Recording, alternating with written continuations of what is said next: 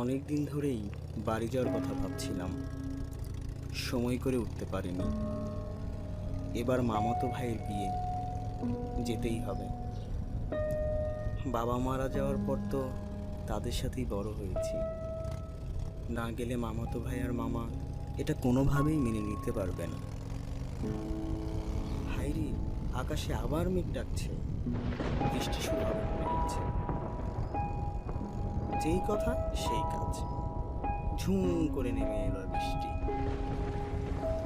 বৃষ্টি, ঝড় আর পৃথিবীর সমস্ত অন্ধকার একত্রে বুঝিয়ে আজ আমার প্রতিরোধ করতে এসেছে ওরা। কোনো রকমে বাইকটা সাইড করে ঢুকে পড়লাম এক চায়ের দোকানে। আগে সাহেব, কিছু লাগবে? এক কাপ চা দাও দেখি। অন্ধকার আকাশে ঝুম বৃষ্টি আর মেঘের গর্জন শোনা যাচ্ছে। বৃষ্টির ঠান্ডা হাওয়া শিউরে তুলছে শরীর। বৃষ্টির ঝুমঝুম আওয়াজ এক অদ্ভুত মায়ায় ভরিয়ে তুলছে চারপাশ। না, বৃষ্টি তো দেখছি ছাড়ার নামই নিচ্ছে না।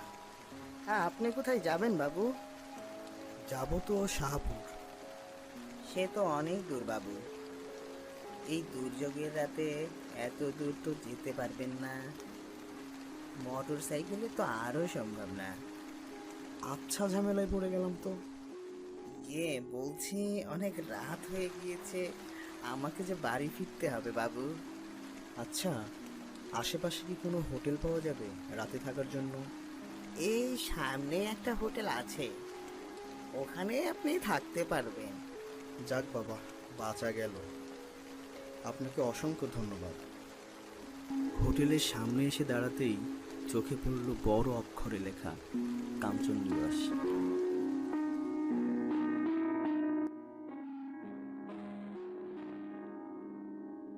এই যে ভাই, আমাকে একটা সুন্দর দেখে রুম দেন তো। দুঃখিত স্যার, আজকে আমাদের এখানে তো কোনো রুম খালি নেই।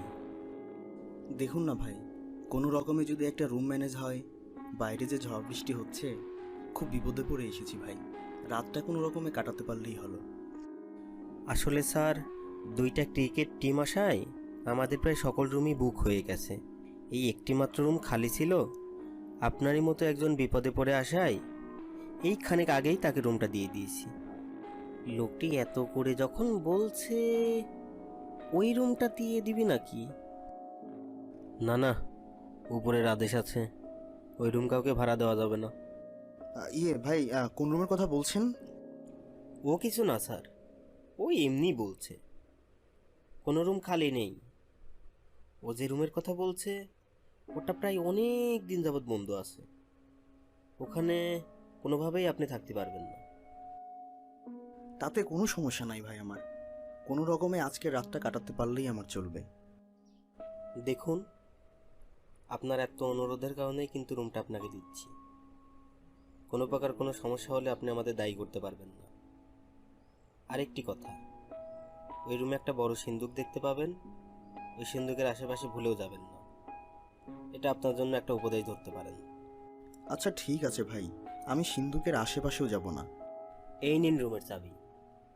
এই রুমন, স্যারকে 507 নম্বর রুমে নিয়ে যেত। অনেক ধন্যবাদ ভাই। রুমের মধ্যে প্রবেশ করতেই অবাক বনে গেলাম। রুমটি অনেক দিন ধরে পড়ে থাকায় যে ধুলোবালি জমার কথা তার বিন্দু পরিমাণ নেই। একেবারে ঝকঝকে তকতকে রুম। আমি আর দেরি না করে খাটে গিয়ে বসে পড়লাম। রুমের এক কোণে চোখ যেতেই দেখলাম সেই সিন্দুকটি। সিন্দুকটি আসলেই অনেক পুরনো। ক্লান্ত শরীর বেডে নুয়ে পড়ল। রাত গভীর হয়েছে, কিন্তু চোখে এক বিন্দু পরিমাণ ঘুম নেই। এদিকে বাহিরে ঝুমঝুম করে বৃষ্টি একটানা পড়েই চলছে। শেষমেশ বিছানা ছেড়ে উঠে চেয়ার টানে জানালার সামনে বসে পড়লাম। মনে মনে ভাবছি, ইস, এক কাপ চা যদি পেতাম তাহলে বেশ জমিয়ে বৃষ্টিটা উপভোগ করা যেত। ইট পাথরের শহরে তো আর বৃষ্টি বিলাস করা যায় না। কখন আসে কখন যায় তা কংক্রিটের দেয়ালে ঘেরা রুম থেকে বোঝার উপায় নেই। শহরের জীবন এই রকমই যান্ত্রিক জীবন। গ্রামে কাটানো শৈশবের স্মৃতিগুলো মনের এক কোণে যত্ন করে তুলে রেখে দিয়েছি। আমার প্রিয় জিনিসের মধ্যে বৃষ্টি ছিল অন্যতম।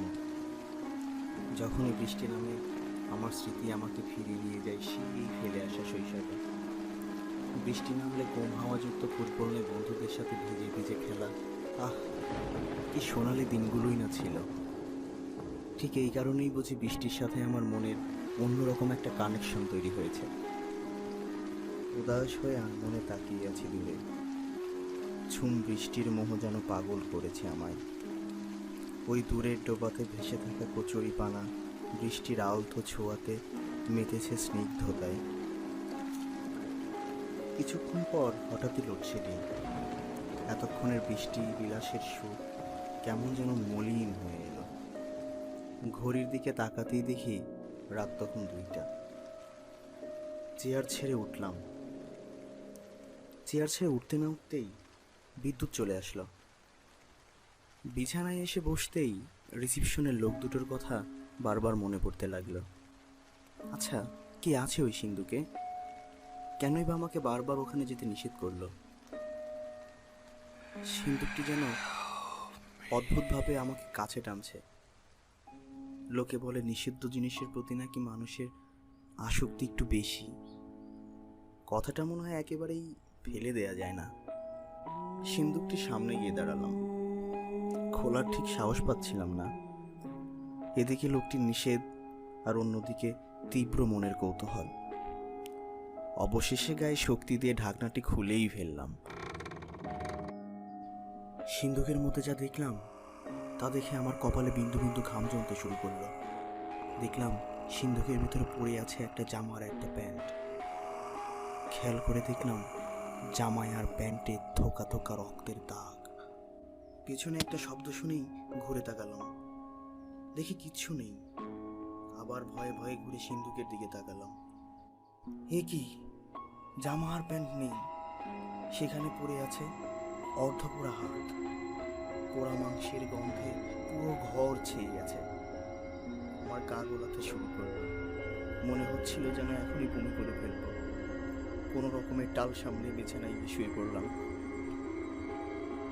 বিছানায় শুয়েই ভাবতে লাগলাম, আজ যে কার মুখ দেখে ঘুম থেকে উঠেছি। মাঝরাতের এই ঝুম বৃষ্টি আর সিন্ধুকে পোড়া হাত। আমি আর এসবের কিছু নিতে পারছিলাম না।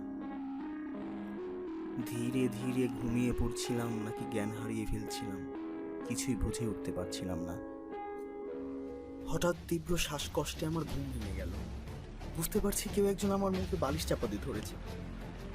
আমি আপ্রাণ চেষ্টা করে চলেছি বালিশটাকে মুখ থেকে দূরে ছুঁড়ে ফেলে দিতে, কিন্তু কিছুতেই পেরে উঠছিলাম না। মনে হচ্ছে যেন বিশাল দৈত্যের সাথে লাগাতার যুদ্ধ করে চলছি। এক পর্যায়ে বালিশটাকে ছুঁড়ে ফেলে দিলাম অনেক দূরে। তারপর হাঁপাতে হাঁপাতে বললাম, কে আপনি? আমাকে এভাবে মারতে চাচ্ছেন কেন?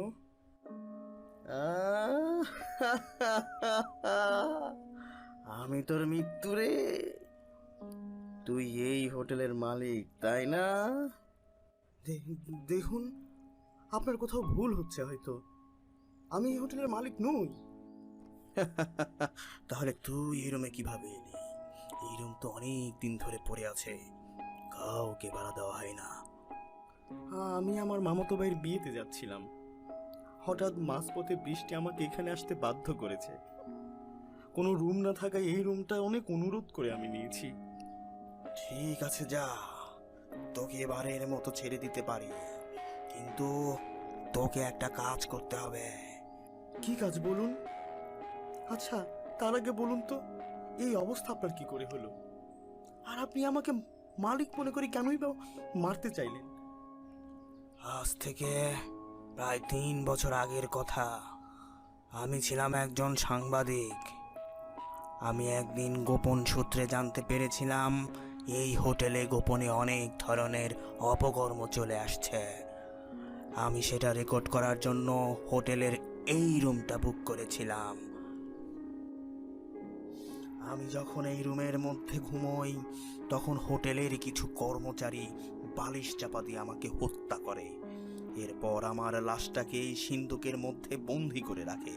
সময়ের ব্যবধানে আমার লাশটি পচে গলতে শুরু করে, তবুও আমাকে কেউ দাফন করতে আসেনি। সেই থেকে আমি হোটেলের এই রুমেই বন্দি আছি। কাল সকালে আমার বাড়ি যাবি, খবর দিবি, পুলিশের কাছে যাবি। আমার খুনিদের শাস্তি দেখলেই আমার আত্মা শান্তি পাবে। আচ্ছা ঠিক আছে, আপনার সাথে যা হয়েছে তা মর্মান্তিক ও অন্যায়। আমি অবশ্যই তাদের শাস্তির ব্যবস্থা করব। পরের দিন খবরটি পুলিশে পৌঁছালেই ঘটনার সাথে সম্পৃক্ত সবাইকেই গ্রেপ্তার করা হয়।